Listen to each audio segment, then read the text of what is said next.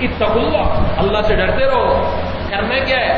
اور وَلْتَنظُرْ نَفْسٌ مَّا قَدَّمَتْ لِغَدٍ، یہ وہی انسان کرے گا جس کے دل میں اللہ کا خوف ہے، جس کے دل میں اللہ کا ڈر ہے، جس کے دل میں احساس ہے کہ میں نے اپنے ایک ایک قدم کا، اپنے ایک ایک فعل کا، اپنے ایک ایک بول کا، اپنے ایک ایک کرتوت کا جا کر اللہ کو جواب دینا ہے۔ جس کے دل میں احساس ہے تو کرتا کیا ہے؟ وَلْتَنظُرْ نَفْسٌ مَّا قَدَّمَتْ لِغَدٍ، وہ دیکھتا ہے کہ میں نے کل کے لیے کیا کچھ بھیج رکھا ہے، میں نے قیامت کے لیے کیا کچھ بھیج رکھا ہے، میں نے قبر کے لیے کیا تیاری کر رکھی ہے۔ اللہ کے دعوت کر کے فرمائے ہر انسان کو چاہیے کہ وہ دیکھے غور فکر کرے، تدبر کرے کہ میں نے کل کے لیے یعنی اپنی آخرت کے لیے، قیامت کے لیے، قبر کے لیے کیا کچھ بھیج رکھا ہے۔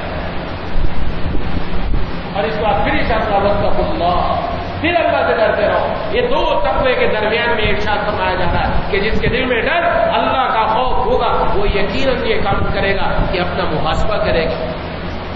دنیا کے اندر دیکھتے ہیں ہم جو تاجر حضرات ہیں تجارت کرتے ہیں، کوئی 6 ماہ کے بعد کوئی سالانہ بنیادوں پر نفع کی تقسیم ہوتی ہے، کاروبار کا حساب لگایا جاتا ہے، دیکھا جاتا ہے کتنا آیا کتنا گیا، نفع میں رہا نقصان میں رہا، میں نے جتنا پیسہ لگایا تھا اس سے مجھے کتنا نفع حاصل ہوا، کتنا میں نے خرچ کر دیا، کتنا میں نے دوسروں پر لگا دیا، وہ سارا حساب کتاب کرتا ہے۔